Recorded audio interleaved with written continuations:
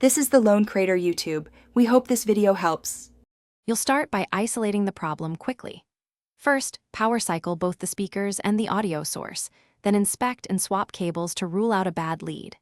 Once done, test with a different device and a known good track so you know whether the issue is source or speaker related. Make sure to disconnect Bluetooth to eliminate wireless noise, and note when the crackle occurs, continuous, intermittent, or only at high volume, because that pattern directs your next steps. Now focus on settings and internal checks. Reduce input gain and disable any bass or treble boosts. Excessive boost causes clipping and crackle. If it persists, remove the enclosure and inspect solder joints, driver leads, and the crossover for loose connections. Resolder or reseat components as needed. Also evaluate grounding at the outlet and audio gear. A ground loop isolator often removes intermittent noises. After each fix, reassemble partially and test to confirm whether the crackling has diminished or stopped.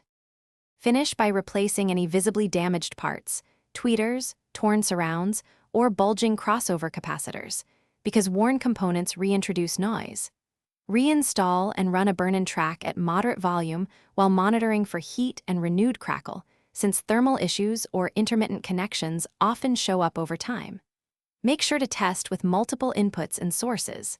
If the crackle remains after these steps, swap in a different amplifier or